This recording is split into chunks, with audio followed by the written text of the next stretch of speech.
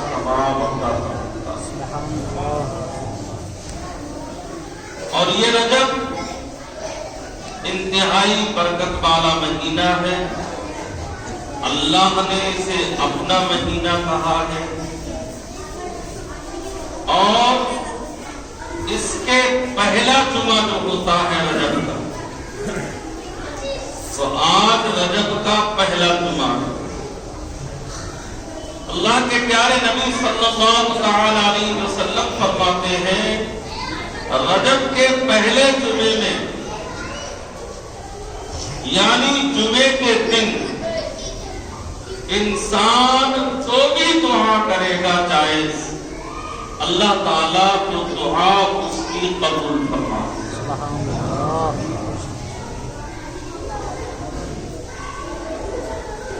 تو یہ عظمت والا مہینہ، اور اس مہینے میں بہت سارے بزرگان دین، کسی کی ولادت ہے، کسی کا وصال ہے۔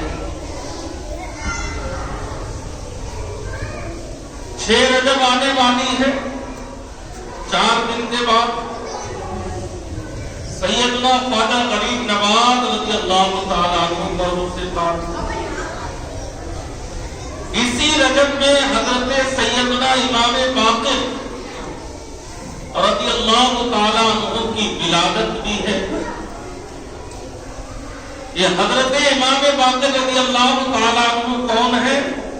حضرت امام زین العابدین رضی اللہ تعالی عنہ کے بیٹے ہیں۔ اور امام زین العابدین کون ہے؟ تو کہتے ہیں کہ وہ حضرت امام حسین رضی اللہ تعالی عنہ کے بیٹے ہیں، اور امام حسین تو آپ جانتے ہی ہیں مولا علی کے بیٹے ہیں۔ تو اس رجب کے مہینے میں مولا علی کی بھی ولادت ہوئی ہے۔ تو امام باقر رضی اللہ تعالیٰ عنہ اس مہینے میں آپ کی ولادت ہوتی ہے، اور 2 رجب کو ہی غالباً ان کی ولادت ہے۔ امام باقر رضی اللہ تعالیٰ عنہ کے تعلق سے میں نے کتابوں میں پڑھا، انتہائی عبرت والا اور انتہائی برکت والا اور انتہائی عظمت، رفعت اور بلندی والا یہ بیان جو حضرت امام باقر رضی اللہ تعالیٰ عنہ کے تعلق سے ہے۔ حضرت امام باقر رضی اللہ تعالیٰ عنہ زہد و تقویٰ کے امام، رات دن اللہ کی عبادت کرنے والے، نبی کے شہزادے، چونکہ آقا کریم علیہ السلام کی نسل جسے ہم سید کہتے ہیں وہ حضرت فاطمہ رضی اللہ تعالی عنہا کی اولاد سے شروع ہوئی۔ حضرت علی اور حضرت فاطمہ سے جو اولاد ہے وہ سید کہلائی۔ حالانکہ حضرت علی نے حضرت فاطمہ کے وصال کے بعد اور بھی شادیاں کی تھی، مگر ان کی اولاد سید نہیں کہلائی۔ سید کون کہلائی؟ حضرت فاطمہ اور حضرت علی سے جو اولاد پیدا ہوئی وہ سید کہلائی۔ عام طور پر ہوتا یہ ہے کہ نسل لڑکوں سے چلتی، اور یہی ہوا کہ نبی کریم صلی اللہ علیہ وسلم کے صاحبزادے حضرت ابراہیم، حضرت قاسم، حضرت عبداللہ، ان کا جب وصال ہو گیا تو دشمنوں نے آپ کو تانے دینا شروع کیے، آپ کے اوپر انگلی اٹھائی اور یہاں تک کہہ دیا کہ آپ مقطوع النسل ہیں، اللہ نے آپ کی نسل کو ختم کر دیا ہے۔ یہاں تک کفار مکہ نبی کریم صلی اللہ علیہ وسلم کو کہا کرتے تھے، اللہ تعالیٰ کو یہ بات پسند نہ آئی اور اپنے محبوب کی شان میں قرآن کی آیت بھی نازل فرمائی اور انوکھا حکم بھی فرمایا، اِنَّا أَعْطَيْنَاكَ الْكَوْثَرَ، اے نبی ہم نے آپ کو خیر کثیر عطا فرمایا ہے۔ مفسرین لکھتے ہیں اس آیت کا ایک مطلب یہ بھی ہے کہ میرے محبوب آپ رنجیدہ نہ ہو، کبیدہ خاطر نہ ہو، آپ کی نسل کو میں آپ کی بیٹی حضرت فاطمہ سے چلاؤں گا۔ قیامت تک کے لیے یہ قانون اللہ نے اپنے محبوب کے لیے بنا دیا۔ عام طور پر کیا یہ اصول ہے، ضابطہ ہے، قانون ہے کہ لڑکوں سے نسل چلا کرتی ہے، مگر میرے آقا کی نسل حضرت فاطمہ سے چل رہی ہے۔ میرے آقا کی نسل حضرت فاطمہ رضی اللہ تعالی عنہا سے آگے بڑھ رہی ہے۔ تو اسی فاطمی باغ کا ایک پھول حضرت امام باقر بھی، اور کچھ عرصے کے بعد اسی باغ کا ایک پھول غوث پاک بھی ہے، سبحان اللہ، اور کچھ دن اسی زمانے کے ایک مہکتے پھول حضرت خواجہ غریب نواز اجمیری بھی ہے، اور اسی کے بعد کچھ دن کے بعد ایک مہکتا پھول دہلی کے اندر سید نظام الدین اولیاء بھی ہے۔ یہ سب اسی باغ کے چہکتے دمکتے مہکتے پھول ہیں، سبحان اللہ سبحان اللہ۔ حضرت امام باقر رضی اللہ تعالیٰ عنہ زہد و تقویٰ کے امام، بڑے اعلیٰ منصب پر فائز نبی کے شہزادے، ایک شخص حضرت امام باقر کی بارگاہ میں آتا ہے۔ عبرت پکڑیے گا مسلمانوں، درس حاصل کیجئے گا اس واقعے سے۔ حضرت امام باقر رضی اللہ تعالیٰ عنہ کے پاس آیا اور وہ شخص نابینا تھا، آنکھوں کی روشنی نہیں تھی، اندھا تھا۔ آنے کے بعد عرض گزار ہوا، حضور والا آپ کون ہیں؟ حضرت امام باقر کہتے ہیں میں باقر بن زین العابدین بن حسین بن علی، سبحان اللہ سبحان اللہ۔ تو آپ نبی کے شہزادے ہیں، آپ کا نسب اعلیٰ ہے، آپ نبی کے گھرانے سے ہیں، آپ اہل بیت سے ہیں۔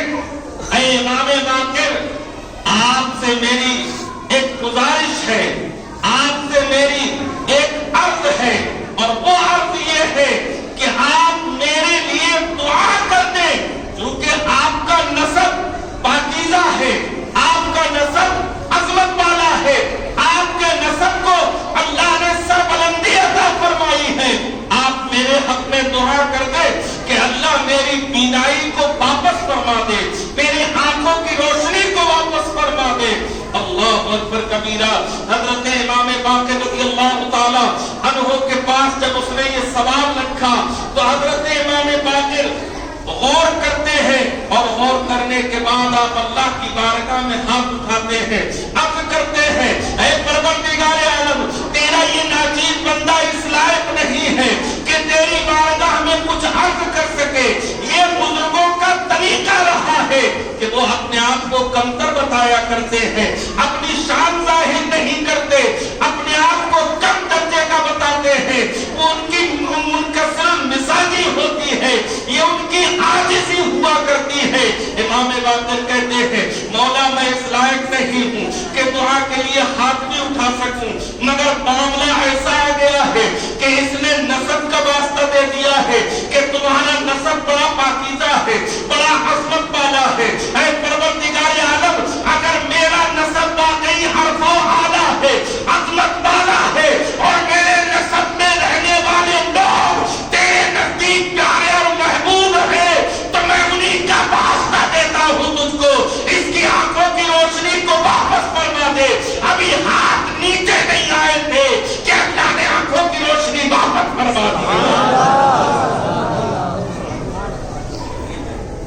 ماشاءاللہ، یہ ہمارے حضرت آئے ہوئے ہیں پیلی بھیت سے، چندہ کرنے کے لیے آئے ہیں، ایک مدرسہ ہے مفتی عادل ہند کے نام سے، انشاءاللہ یہ نماز کے بعد بیٹھ جائیں گے دروازے پہ، جو بھی تعاون ہو سکے تعاون کریے گا ماشاءاللہ۔ تو حضرت امام باقر نے دعا کر دی، دعا کرنے کے بعد اللہ نے آنکھوں کی روشنی واپس فرما دی، سبحان اللہ سبحان اللہ۔ اب جیسے ہی ان کے آنکھوں کی روشنی آئی ہے وہ کودنے لگتا ہے، خوشی سے چہکنے لگتا ہے، اچھلنے لگتا ہے۔ حضرت امام باقر اس کی ساری حرکتوں کو دیکھ رہے ہیں، وہ کہتا ہے حضرت امام باقر کی طرف جب اس کی نگاہ پڑتی ہے ادھر یہ مسکرا رہا ہے کہ اللہ نے اس کی آنکھوں کی روشنی عطا فرما دی ہے، اس کی آنکھوں کی روشنی کو واپس کر دیا ہے۔ ادھر امام باقر رضی اللہ تعالیٰ عنہ کی آنکھوں سے آنسو جاری ہو جاتے ہیں، وہ رونے لگتے ہیں، کب کپانے لگتے ہیں۔ اس شخص کی نگاہ جب حضرت امام باقر کی چہرے پہ پڑتی ہے یہ حیرت زدہ ہو جاتا ہے۔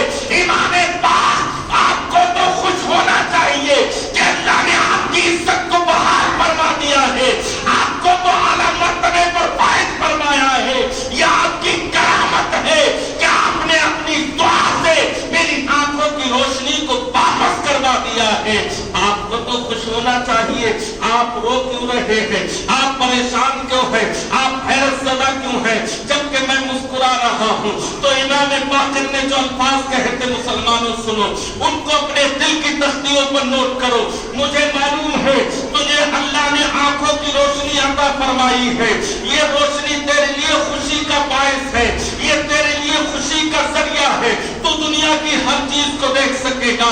مگر امام باقر کہتے ہیں میرے رونے کا سبب یہ ہے کہ میرے نانا جان کا فرمان عالی شان ہے کہ جہنم میں زیادہ تر لوگ اس وجہ سے داخل ہوں گے کہ انہوں نے آنکھوں کے ذریعے سے گناہ کیا ہوگا۔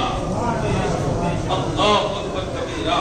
امام باقر کہہ رہے ہیں، امام باقر فرما رہے ہیں کہیں ایسا نہ ہو مجھے یہ خطرہ لاحق ہو گیا ہے کہ تیری ان آنکھوں کی وجہ سے تو جہنم میں نہ چلا جائے، کہیں ایسا نہ ہو ان آنکھوں کا صحیح استعمال نہ کرے اور استعمال نہ کرنے کی وجہ سے اللہ کے فرشتے تجھے عذاب میں گرفتار کر دے۔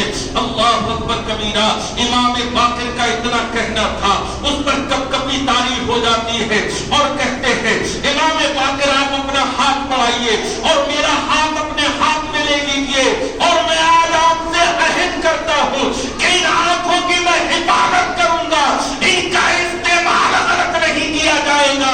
اگر ان آنکھوں کا استعمال کیا جائے گا تو قرآن کے حروف دیکھنے کے لیے کیا جائے گا، نبی کی حدیثیں پڑھنے کے لیے کیا جائے گا، کسی غیر محرم عورت کو ان آنکھوں سے نہیں دیکھا جائے گا، کوئی ناجائز کام ان آنکھوں سے نہیں دیکھا جائے گا، کوئی برا منظر ان آنکھوں سے نہیں دیکھا جائے گا۔ میں آپ سے وعدہ کرتا ہوں کہ آج کے بعد اگر یہ میری آنکھیں دیکھیں گی امام پاک تو کبھی آپ کے چہرے کو دیکھیں گی اور کبھی نبی کے گنبد خضرا کا دیدار کریں گی۔ سبحان اللہ سبحان اللہ۔ تو یہ امام باقر رضی اللہ تعالیٰ عنہ کی ولادت کا بھی مہینہ ہے اور یہ سب آقا کریم علیہ السلام کے گلشن کے مہکتے چہکتے دہکتے دمکتے خوشبودار پھول ہیں۔ ارے جس کے قریب چلے جاؤ گے تم بھی خوشبودار ہو جاؤ گے، جس سے وابستہ ہو جاؤ گے تمہاری بھی دنیا سنور جائے گی، تمہاری بھی آخرت سنور جائے گی۔ ہمیں اللہ کے نیک ولیوں، اللہ کے بندوں سے، اللہ کے بزرگوں سے، اللہ والوں سے محبت رکھنی چاہیے۔ آؤ ایک واقعہ اور میں آپ کے گوش گزار کرتا چلا جاؤں تاکہ سارے معاملات اور سارے فنڈے کلیئر ہو جائے۔ اس واقعے کو سننے سے پہلے دو باتیں آپ ذہن میں رکھیں گے، ایک ہوتا ہے محب اور ایک ہوتا ہے محبوب۔ ایک ہوتا ہے محب، زور سے بولو، محب، اور ایک ہوتا ہے محبوب۔ محب کہتے ہیں پیار کرنے والے کو، محبت کرنے والے کو، اور محبوب جس سے محبت کی جائے۔ اگر آپ نماز سے محبت کرتے ہیں تو آپ ہوئے محب اور نماز ہوئی محبوب۔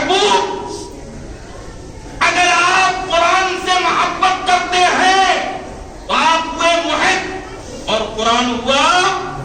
महबूब। तो जिससे मोहब्बत की जाती है उसे महबूब कहा जाता है, और जो मोहब्बत करने वाला होता है वो मुहिब कहलाता है।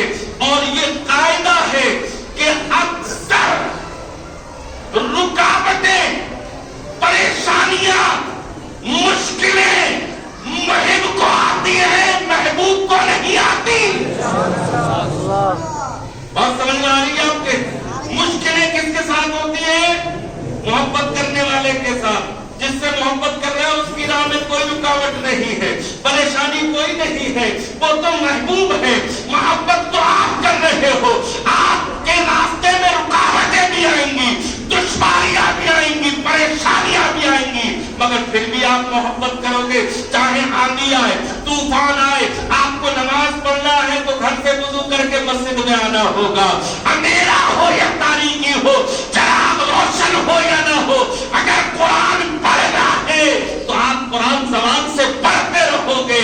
ये आपकी मोहब्बत है और कुरान आपका महबूब। नारे तकबीर, नारे रिसालत, नारे हौफ, अहले सुन्नत वल जमात, किबला। सुभान अल्लाह, सुभान अल्लाह।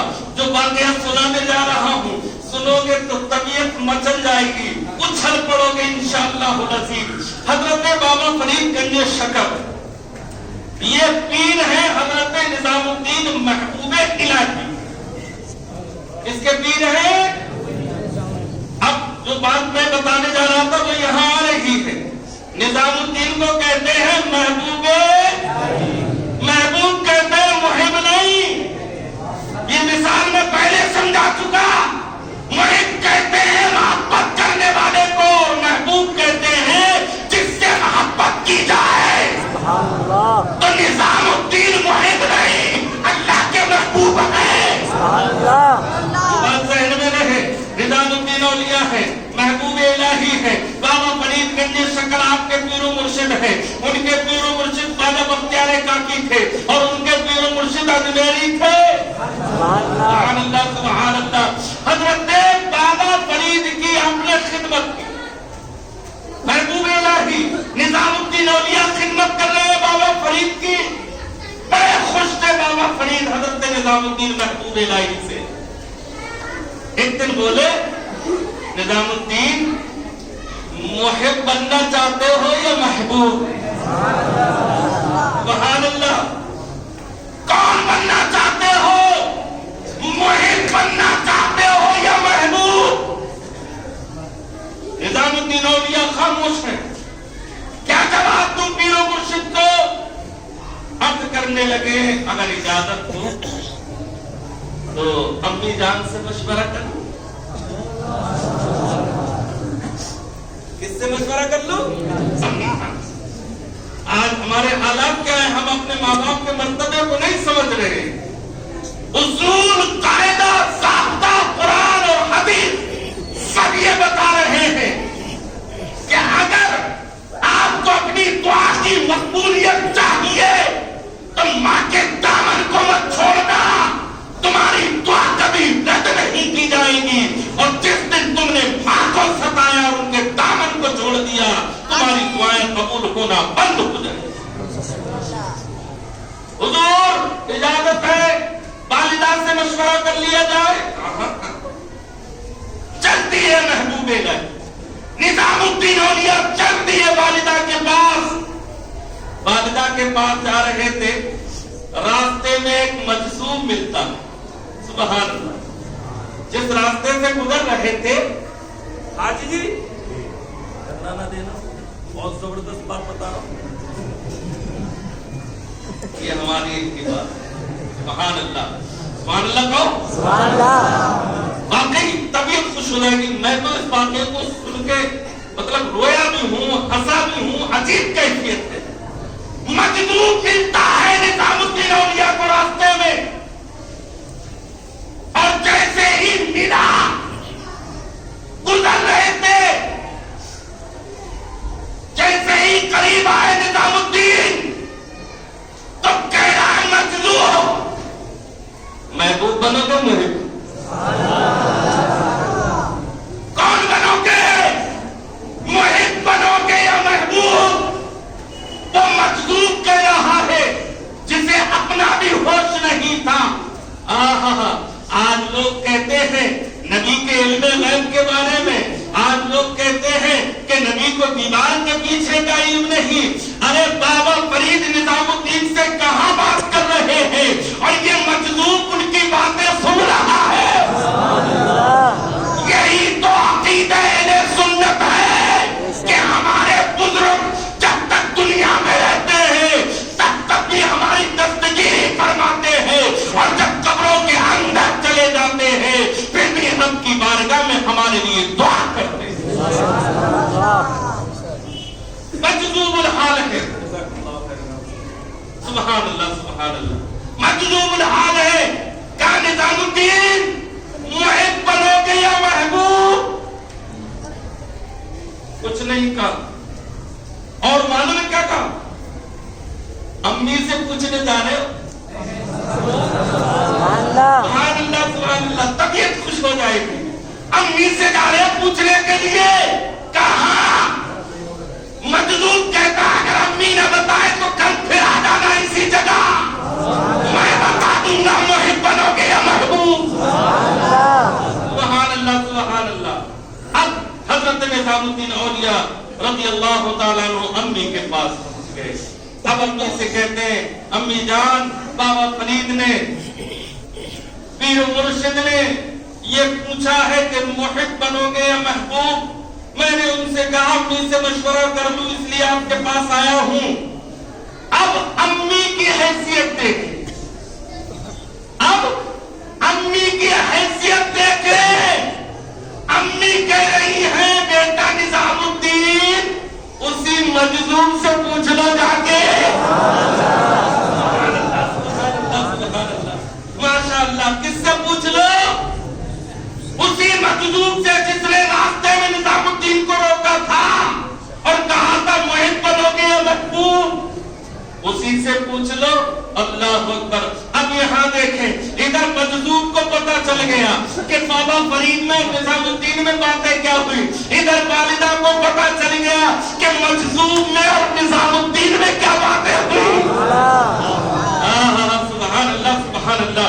हजरत निजामुद्दीन रज़ी अल्लाह तआला अन्हु वालिदा से अर्ज करते हैं अम्मी जान अगर आपका हुक्म है तो मैं उन्हीं अल्लाह वालों से, उन्हीं साहिबे कश्फ से, उन्हीं साहिबे हाल से मालूम कर लेता हूँ कि मैं मुहिब बनूं या महबूब बनूं। अब हजरत निजामुद्दीन औलिया खुशी खुशी आ रहे हैं। उनको ये लग रहा था कि अब मेरा मुद्दा हल हो जाएगा। मेरी वालिदा ने इजाजत दे दी है। अब साहिबे हाल, साहिबे कश्फ और मजलूम जो भी कहेंगे मैं पीरो मुर्शिद की बारगाह में वही अर्ज कर दूंगा। अगर कहेंगे मुहिब बन जाना तो मुहिब बन जाऊंगा, कहेंगे महबूब बन जाना तो महबूब बन जाऊंगा। अब निजामुद्दीन औलिया चल रहे हैं। घर से चल दिए, वालिदा से इजाजत लेके आ गए और आने के बाद उसी जगह पर जहां पर उस मजलूम ने निजामुद्दीन औलिया को रोका था आए तो वहां कोई नहीं, वहां कोई नहीं। सुभान अल्लाह, सुभान अल्लाह। राशिद भाई नारा लगना चाहिए इस बात पर। अभी नहीं मगर बात पूरी हो जाए जब बताना। सुभान अल्लाह। वहां कोई नहीं। निजामुद्दीन ने आस पास के लोगों को इकट्ठा करके पूछा एक दीवाना था यहाँ पर, वो कहाँ गया? कब? वो तो मर गया। सुभान अल्लाह। का इंतकाल हो गया उसका। तो कहा उसकी कब्र तो बनाई होगी, कोई कहीं कब्रिस्तान में दफन तो किया होगा। कहा इतना मक्कार आदमी था वो और इतना गंदा संदा रहता था, न रोजे का न नमाज का। हदीस शरीफ सुनो मुसलमानों, यहां से अकीदा भी देता हूं, मसला भी देता हूं, सारी बातें जहन में रखें। एक होता है मजजूब। मजजूब का मतलब ये होता है अल्लाह की तजल्ली जब किसी अल्लाह के नेक बंदे पर होती है तो अल्लाह उसको रोशन روشن کر دیتا ہے. جب وہ روشن ہو جاتا ہے تو اس کی نگاہوں کے سامنے دنیا کی ہر چیز روشن ہو جاتی ہے. اب اس روشنی کو جس نے برداشت کر لیا وہ ہو گیا اللہ کا ولی. توجہ رکھیے گا. اور جو اس روشنی میں گم ہو گیا, جسے پتہ ہی نہیں ہے کہ میں کہاں ہوں, وہ مجذوب بن جایا کرتا ہے. مگر ولی دونوں ہوتے ہیں. اب شریعت کیا کہتی ہے؟ شریعت کہتی ہے مجذوب پر نہ نماز فرض, نہ روزہ فرض, نہ حج فرض. مجذوب کا مطلب دیوانہ. یہ حالت سکر ہوتی. کیا ہوتی ہے؟ حالت سکر. ایسی حالت ہوتی ہے جس میں اس بندے کی نگاہ کے سامنے کچھ نہیں ہوتا ہے, صرف اور صرف اللہ کے نور کے جلوے اور اس کے نور کے پاتر ہوا کرتے ہیں. حضرت صابر پاک 12 سال کھڑے رہے کولر کی ٹہنی کو پکڑ کر. اب سوال یہ ہوتا ہے 12 سال کی نمازیں کہاں گئی؟ 12 سال نماز چھوڑ دی, اور جو نماز نہ پڑھے وہ ولی نہیں ہو سکتا. تو کہتے نہیں, اس وقت انہیں ہوش ہی نہیں تھا.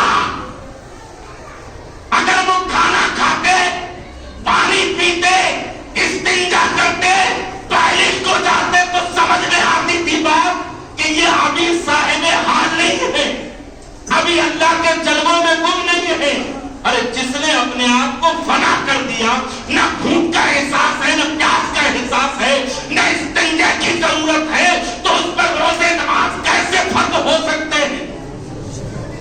آقا کریم کی حدیث سنو.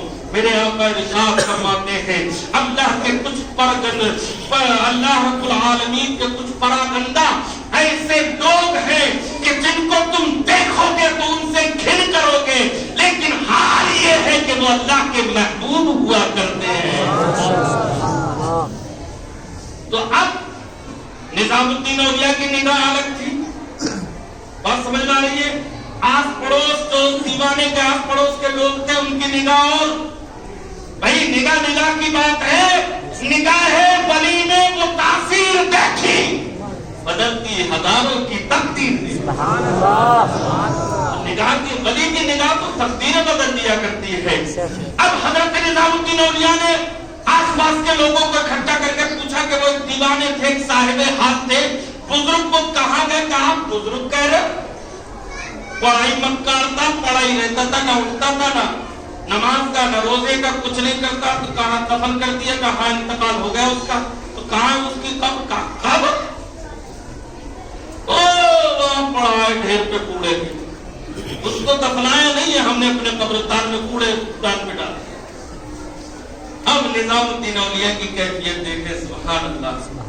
لوگوں نے کوڑے دان میں ڈال دیا اس کی لاش کو, یہ سمجھ کے کہ پتا نہیں ہے کیسا انسان ہے جو نہ نماز پڑھتا ہے نہ روزہ رکھتا ہے, لیکن اس کو کیا معلوم تھی کہ یہ صاحب حال ہے. اللہ کے نور کے جلوے اس کی نگاہوں کے سامنے رہا کرتے ہیں. ہم تو صرف ظاہر کو دیکھتے ہیں, اور وہ صاحب حال تھا, نظام الدین کے دل کو پڑھ لیا ہے. اب حضرت نظام الدین اولیاء اس کے پاس چلے گئے, کہاں ہے مجھے بتاؤ. لوگ 4-7 سال گئے, کہاں یہ پڑا ہوا ہے. حضرت نظام الدین اولیاء نے کہا ٹھیک ہے آپ جاؤ. حضرت نظام الدین اولیاء کوڑے دان کے قریب گئے, اس کے لاش کے پاس گئے اور کھڑے ہو کے کہا میاں بڑی باتیں مارنے, بڑی باتیں مان رہے تھے کہ مجھ سے چلا کے معلوم کر لینا اگر امی نہ بتائے کہ محب بننا ہے یا محبوب. اپنا پتا نہیں کہ کل مر جاؤں گا اور مجھے خبر دے رہے ہو. اپنے بارے میں کچھ نہیں پتا ہے میاں, اور ہمارے بارے میں سب کچھ پتا ہے. اتنا کہنا تھا, اٹھ کے بیٹھ گئے.